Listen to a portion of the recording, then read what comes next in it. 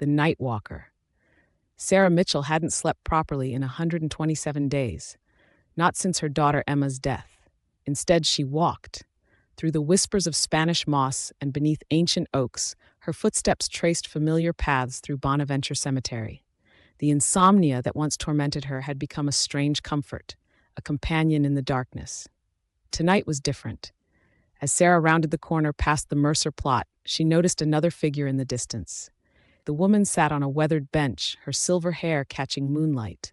In 4 months of nocturnal wandering, Sarah had never encountered another soul. "Can't sleep either?"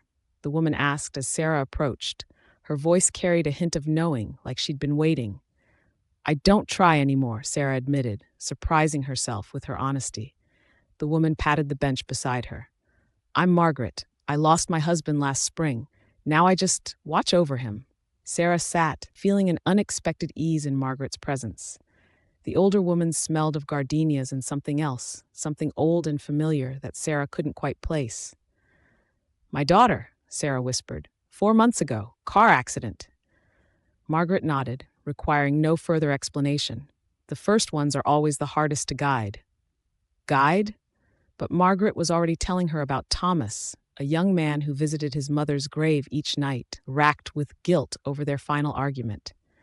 Then about Catherine, who danced among the tombstones, still wearing her wedding dress after 60 years. Each story carried weight, significance, as if Margaret was entrusting Sarah with precious secrets. Over the next weeks, Sarah encountered others.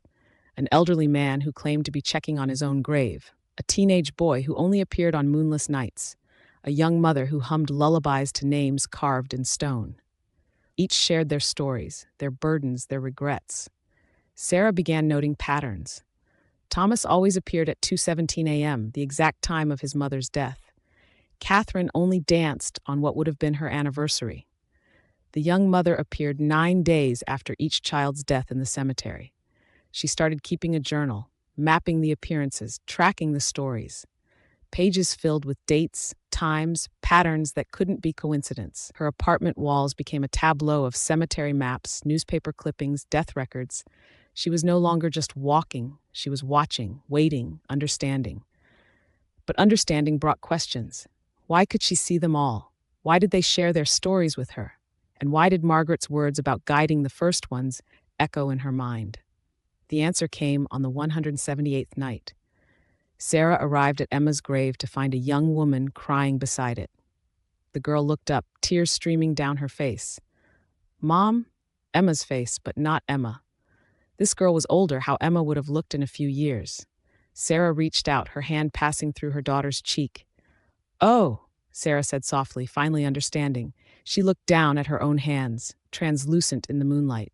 The gardenias she'd been smelling, they were from her own funeral bouquet. The accident hadn't just taken Emma, it had taken them both. Margaret appeared beside her, real now in a way the living weren't. "Are you ready to understand your role?" she asked gently. "There are others like her, lost between grief and acceptance. They need guides to help them cross over. That's why we're here." Sarah watched the girl at Emma's grave, her living daughter, not the echo she'd been chasing. She saw now that her nightly walks hadn't been about her insomnia. They had been practice, preparation. "Show me," Sarah said, taking Margaret's offered hand. "Show me how to help them." As dawn approached, Sarah Mitchell began her real work in Bonaventure Cemetery. No longer just a night walker, but a guide for those caught between worlds, helping others find their way while finally understanding her own path. In the growing light, she could see them all clearly now, the walkers, the watchers, the ones who stayed behind to help.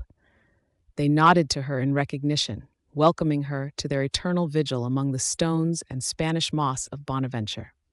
And somewhere, in an apartment across town, a journal full of patterns and maps lay open on a desk, its final entry unfinished, waiting for someone else who needed to understand the difference between being lost and being found.